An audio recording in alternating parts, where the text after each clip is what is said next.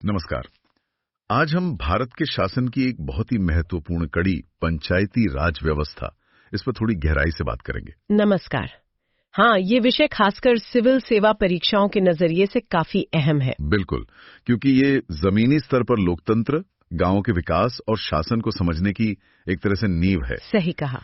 इसका मकसद तो हमेशा से ही यही रहा कि लोकतंत्र गांव-गांव तक पहुंचे, बिल्कुल बुनियादी स्तर पर। हाँ, तो आज हम देखेंगे कि इसका सफर कैसा रहा है, कैसे ये विचार बना और फिर कैसे 73वें संविधान संशोधन से इसे संवैधानिक पहचान मिली।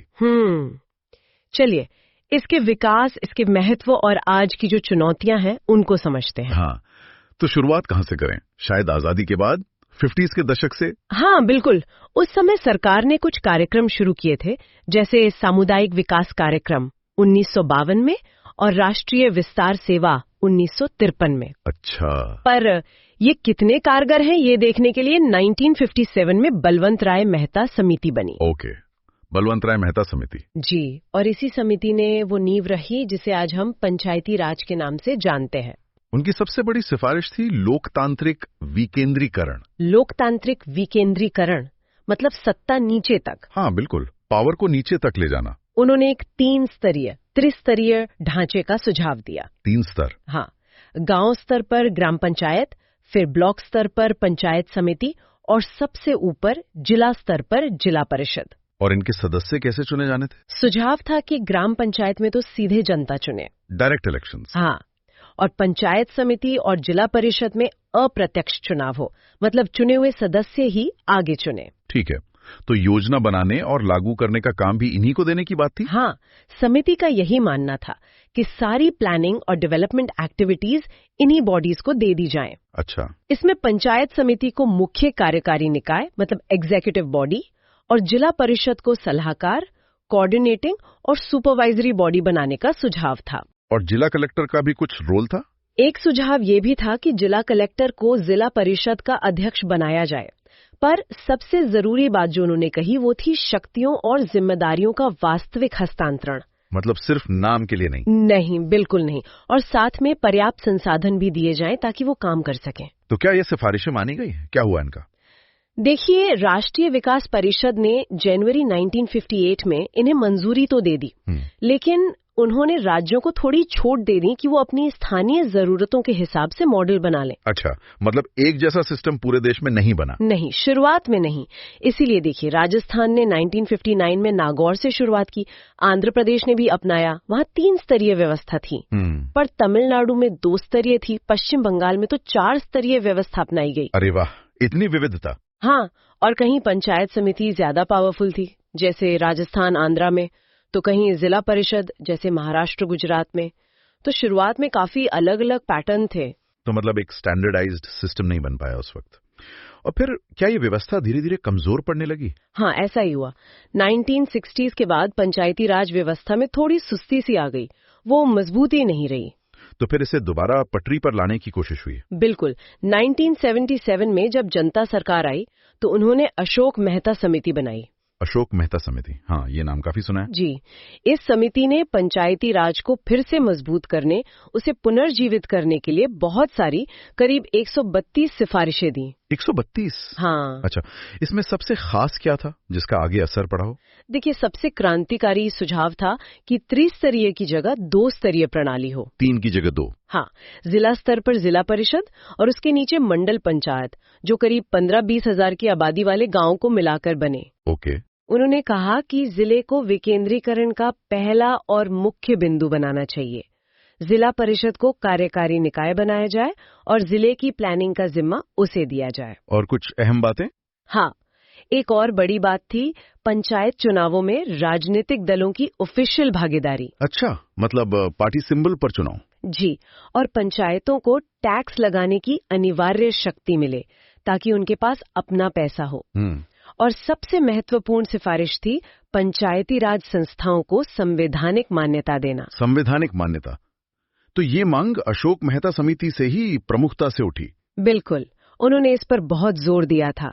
हालांकि उस वक्त केंद्र में सरकार बदल गई तो इन सिफारिशों पर ज्यादा काम नहीं हो पाया। लेकिन ये संवैधानिक दर्जे वाली बात ने जड़ पकड़ ली होगी। हाँ, ये मांग उठती रही। इसके बाद 1985 में जीवी के राव समिति आई, योजना आयोग ने बनाई थी। उन्होंने क्या पाया? उन्होंने पाया कि विकास की प्रक्रिया का धीरे धीरे नौकरशाहीकरण हो गया है, मतलब अफसर हावी हो गए हैं और पंचायतें बस नाम की रह गई हैं।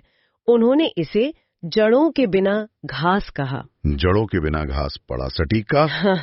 उन्होंने फिर से जिला परिषद को मजबूत करने और योजना बनाने और लागू करने में अहम भूमिका देने की बात की। और फिर 1986 में एल.एम. सिंघवी समिति, जी, उन्होंने भी संवैधानिक दर्जे की बात दोहराई। जी हाँ, सिंघवी समिति ने तो बहुत स्पष्ट रूप से कहा कि पंचायती राज संस्थाओं को संवैधानिक रूप से मान्यता मिलनी ही चाहिए। इसके लिए संविधान में एक नया अध्याय जोड़ा जाए। अच्छा। उन्होंने ग्राम सभा के महत्व पर भी जोर दिया, उसे प्रत्यक्ष लोकतंत्र का प्रतीक कहा, डायरेक्ट डेमोक्रेसी। हाँ। फिर 1988 में थुंगन समिति आई, फिर गाडगिल समिति, सबने कमोबेश यही बातें कहीं।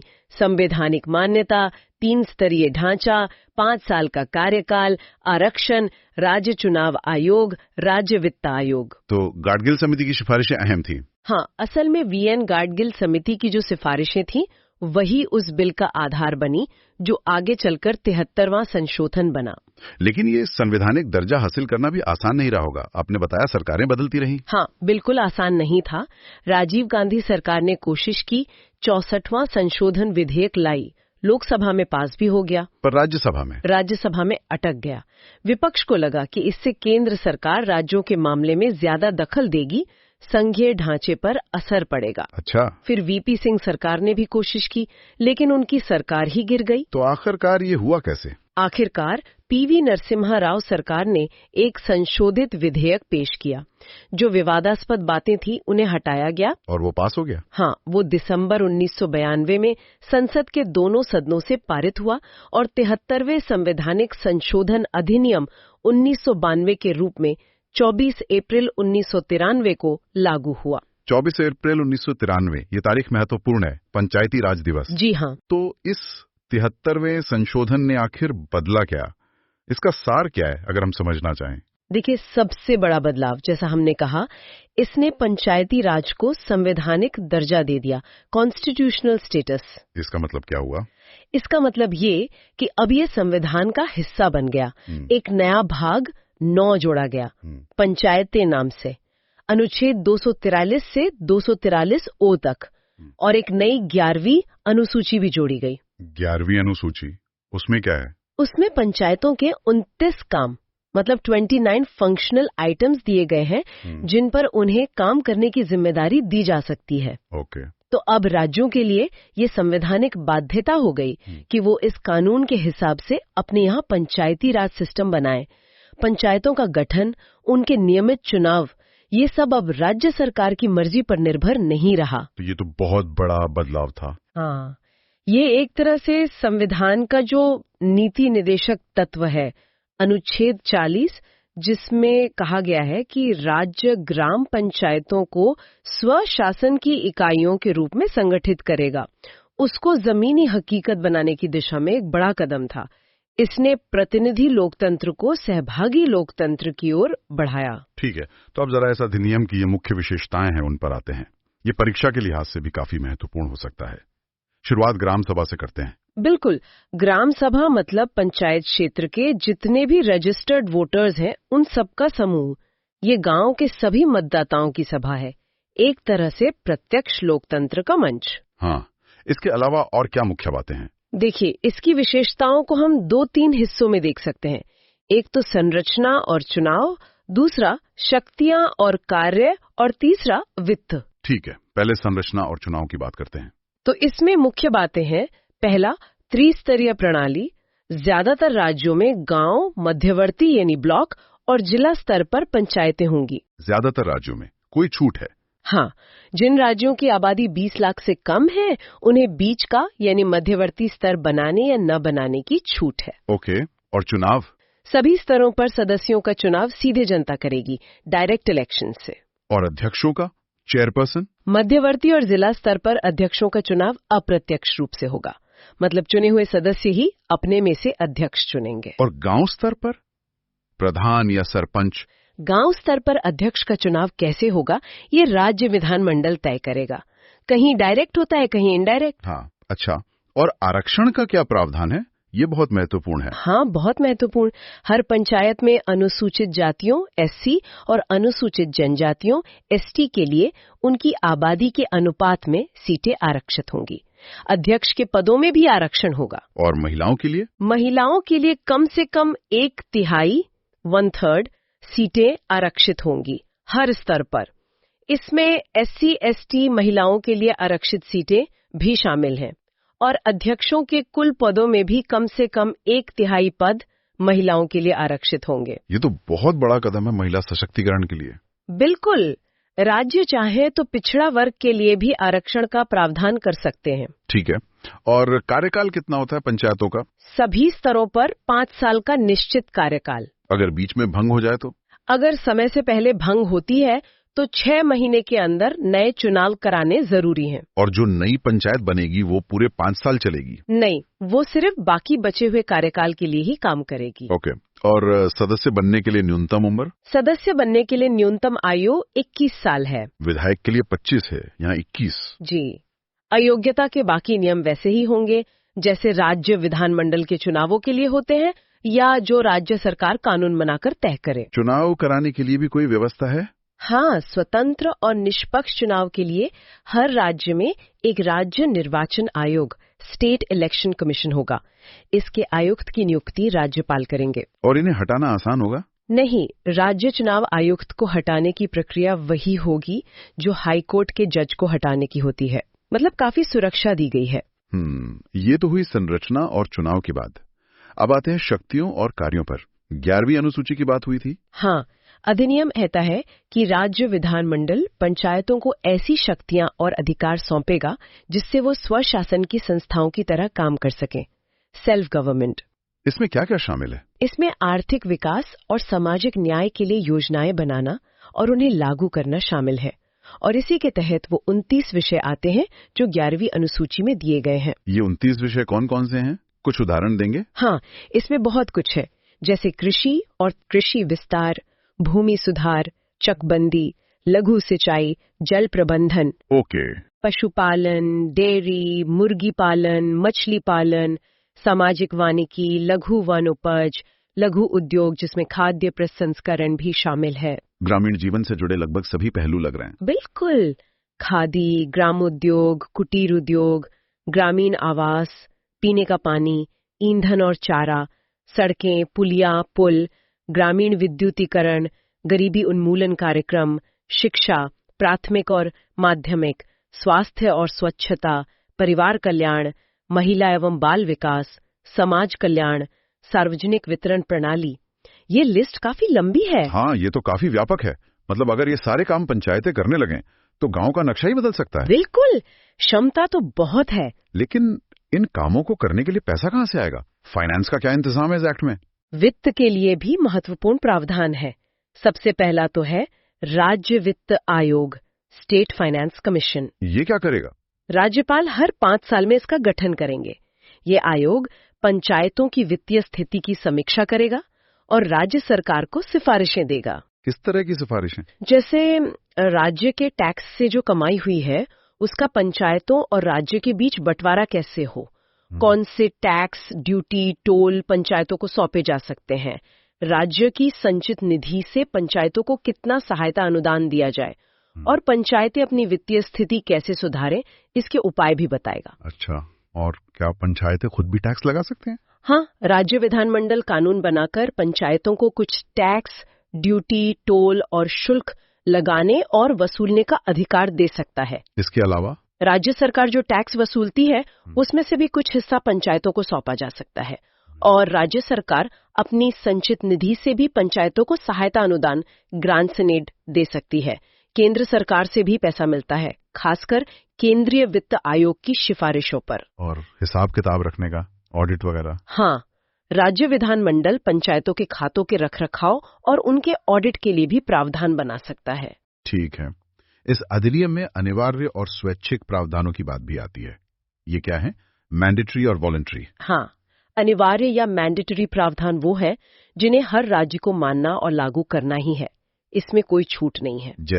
जैसे ग्राम सभा का गठन करना, तीनों स्तरों पर पंचायतें बनाना जहां लागू हो, सभी सीटों पर डायरेक्ट इलेक्शन कराना, SC ST और महिलाओं के लिए आरक्षण देना, 5 साल का कार्यकाल तय करना, राज्य चुनाव आयोग बनाना और राज्य वित्त आयोग का गठन करना, ये सब अनिवार्य है। और स्वैच्छिक या वॉलंटरी? स्वैच्छिक प्रावधानों में राज्यों को थोड़ी फ्लेक्सिबिलिटी दी गई है कि वो अपनी स्थानीय परिस्थितियों के हिसाब से फैसला करें। अच्छा, जैसे ग्राम सभा को कितनी और कौन सी शक्तियां देनी है, गांव के प्रधान का चुनाव सीधे कराना है या चुने हुए पंचों द्वारा, सांसदों और विधायकों को पंचायतों में प्रतिनिधित्व देना है या नहीं, पिछड़ा वर्ग को आरक्षण देना है या नहीं। और वो जो 29 विषय थे, हाँ, उन 29 विषयों में से कौन कौन से काम और कितनी वित्तीय शक्तियां पंचायतों को सौंपनी है, ये भी काफी हद तक स्वैच्छिक है।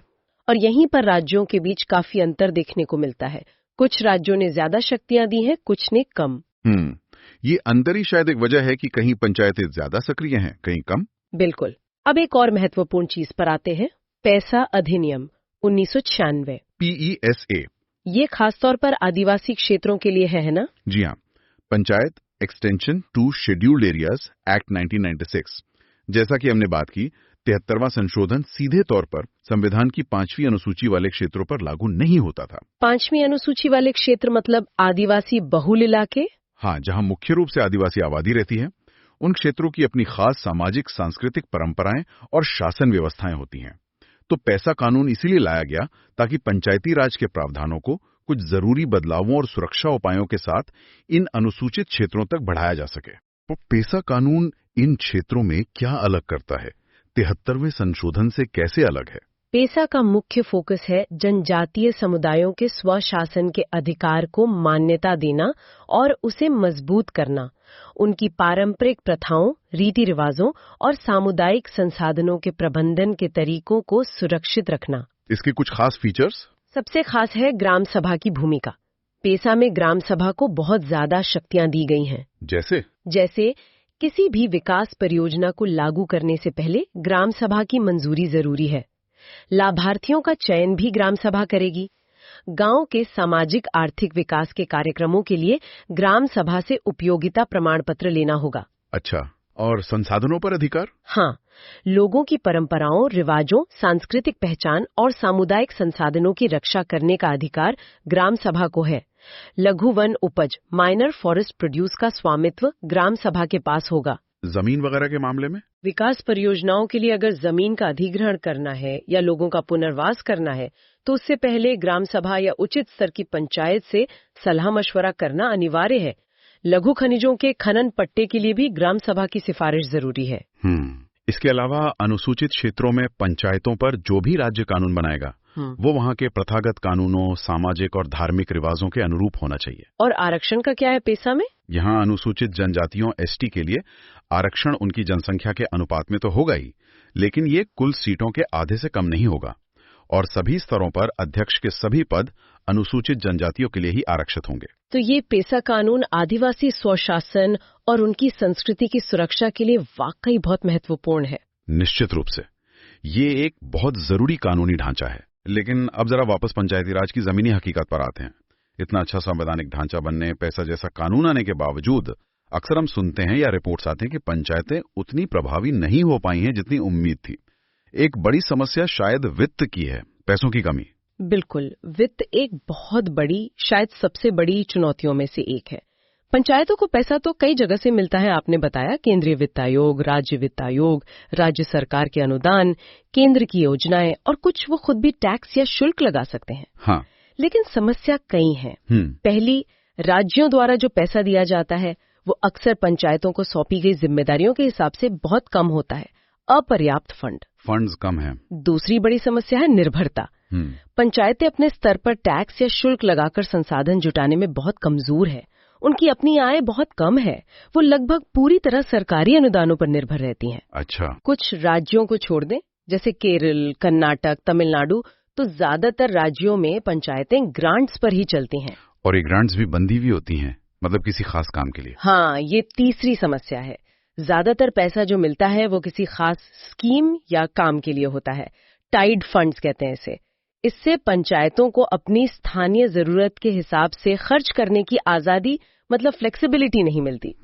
और चौथी बात, कई बार राज्य सरकारें खुद ही पैसों की तंगी में होती हैं या फिर वो पंचायतों को ज्यादा वित्तीय स्वायत्ता देने में हिचकती हैं। डर रहता है कि कहीं उनका अपना नियंत्रण कम न हो जाए। तो मतलब फंक्शंस यानी काम तो सौंप दिए या सौंपने की बात हुई, लेकिन फंड्स यानी पैसा पर्याप्त नहीं दिया। और तीसरा एफ जो होता है फंक्शनरीज यानी कर्मचारी, स्टाफ, उसका क्या हाल है? ये भी एक बहुत बड़ी कमी है। फंक्शंस और फंड्स के साथ फंक्शनरीज भी जरूरी हैं। कई राज्यों ने पंचायतों को पर्याप्त स्टाफ दिया ही नहीं है। बहुत सी ग्राम पंचायतों के पास तो अपना फुल टाइम सेक्रेटरी भी नहीं होता। कई सेक्रेटरी कई पंचायतों का काम देख रहा है। ऑफिस की बिल्डिंग तक नहीं है कई जगह, कंप्यूटर इंटरनेट तो दूर की बात है। तो काम कैसे होगा? सही बात है। तो वित्त और स्टाफ की कमी के अलावा और क्या मुख्य चुनौतियां हैं जिनके कारण पंचायती राज अपनी पूरी क्षमता से काम नहीं कर पा रहा? देखिए, कई चुनौतियां हैं और ये सब आपस में जुड़ी हुई हैं। एक तो वही शक्तियों का अपर्याप्त हस्तांतरण, जैसा हमने 3F की बात की। कई राज्यों ने कानून तो बना दिए पर असलियत में शक्तियां या तो दी नहीं या फिर वापस खींच ली। नियंत्रण अभी भी राज्य सरकार या बड़े अधिकारियों के पास ही है। नौकरशाही का दबदबा, ब्यूरोक्रेटिक कंट्रोल। हाँ बिल्कुल। कई जगह सरपंचों को छोटे छोटे कामों की मंजूरी के लिए, पैसे के लिए ब्लॉक ऑफिस के चक्कर काटने पड़ते हैं। इससे होता ये है कि स्थानीय नेतृत्व हतोत्साहित होता है, फ्रस्ट्रेशन आती है। समझ गया। फिर ग्राम सभा की स्थिति। कागज पर ग्राम सभा बहुत शक्तिशाली है, प्रत्यक्ष लोकतंत्र का आधार है, लेकिन जमीन पर अक्सर या तो उसकी बैठकें नियमित रूप से होती नहीं, या होती हैं तो कोरम पूरा नहीं होता, लोगों की भागीदारी कम होती है। और अगर होती भी है तो क्या उनकी बातों को सुना जाता है? ये भी एक सवाल है।